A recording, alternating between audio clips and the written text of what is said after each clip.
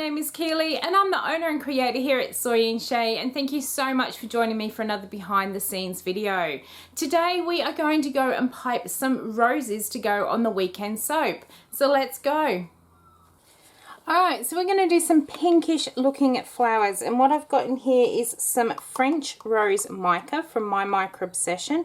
I'm going to add just a touch of that one in, and then just to add a little bit of redness to it, because I'm going to do two different coloured roses, I'm going to add in just a very small amount of the really red mica. And when I do my second lot of roses, I'm just going to use that other rose colour. Now I've got my colour in there, I'm going to mix it up with the stick blender, pour in my water and lye solution, then I'll let this set up to the right consistency before we pop it into the piping bag and start piping our flowers.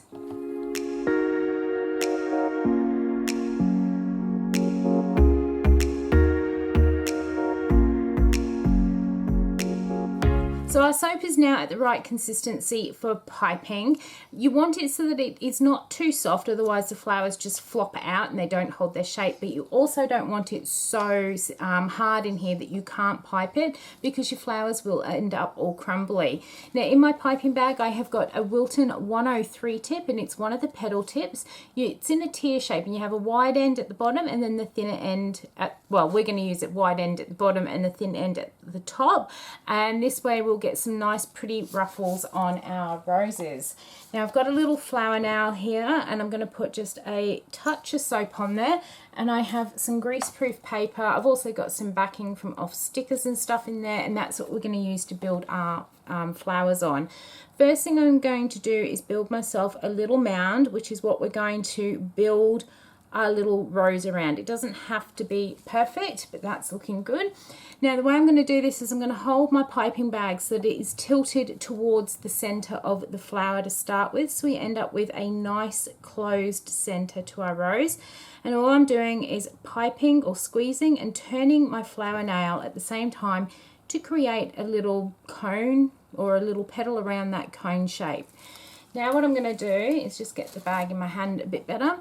I'm going to start where those two pieces came, and I'm just going to come back a little bit, and again with my piping bag tilted towards the flower, I'm going to pipe, and as I pipe I'm going to turn my nail, lift my bag up, and then come back down. And what we do is we create a little arced petal. And then I'm going to do that again, but next time I'm going to come back just a little bit so we cover the end of that last petal. I'm going to come down and again, and then I'm going to do that again, and we're going to create the first three petals of our rose. So I'm actually going to leave that one as is, because I want some little rosebud sort of ones, and I also want some big ones. We'll leave that one as a starting one. I'll grab another piece of paper here. Alright, so again I'm going to build up a center bit to put on the middle of my flower. You don't have to twist it, it's just one of those things I end up doing automatically with my flower nail. So again I'm going to just twist and create that first petal of my rose, and then I'm going to create the next three. So I've got my bag tilted in to keep those petals closed. I'm coming up and twisting my nail and coming back down. I come back a little bit, and then I do that exact same movement, and then for a third time. Right, and then I'm going to create another layer. Remember to always twist that nail, and I find that after a while I need to actually unwind and come all the way back again so I can keep twisting. If you don't unwind, you end up at a point where you can no longer actually twist your nail. So now I'm just adding another layer. You can add as many outside petals as you want to your rose. Just always remember to come back that little bit and hide that last petal. And as you're coming further and further out of your rose, you actually tip your piping bag backwards, so eventually it will come this way, and that is what flares your little rose petals out. I'm pretty happy with that one. I'm going to do, actually no, I think we need one more just on that side. It looks a little bit lopsided to me, and now I'm happy with that rose. So I'm just going to slide it out and over onto my tray.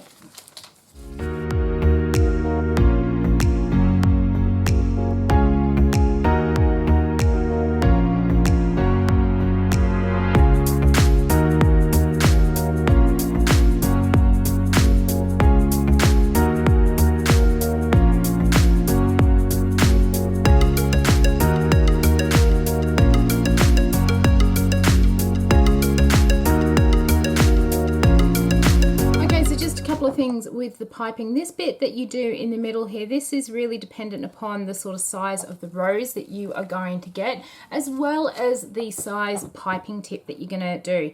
Now this 103 does make quite a small rose shape, so I'm not making my little mound in the middle that big. I have tried with a 102 petal tip, but I just find it a little bit hard going, trying to get that soap to come through the narrower opening.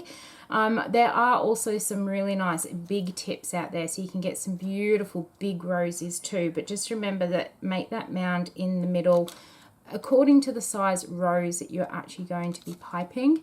Now, one of the most common questions I get asked about when I actually do my piping is if I add fragrance oil to my piping mix, and the answer is always no.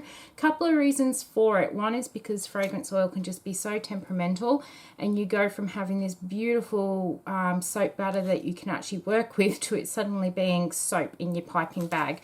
So I just choose not to use the fragrance oil because of that. And also because if I don't use all these roses on this rose soap but end up with another rose soap I do but with a different fragrance oil, I can still use these roses on that one as well. So it's always good to have unscented embeds as well, so you can basically add them to whichever soaps that you are making at the time. I'm going to keep getting all of these piped out. I then have a second colour as well, or it's a slightly lighter shade of this one that I will then also pipe out, and then I will show you all of our roses at the end.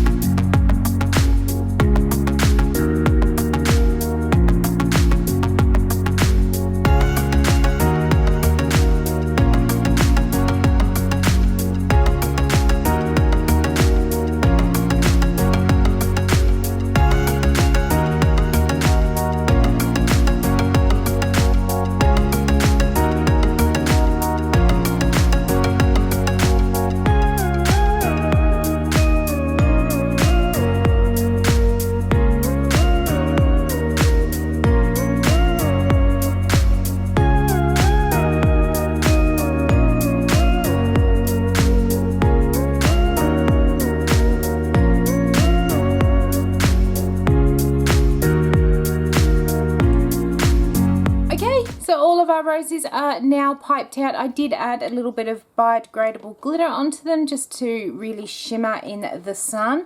I hope you have enjoyed watching how I piped my roses. If you did, why not leave me a thumbs up and any comments down below. And until the next video, I hope you have a great one and stay safe. I'll see you then. Bye.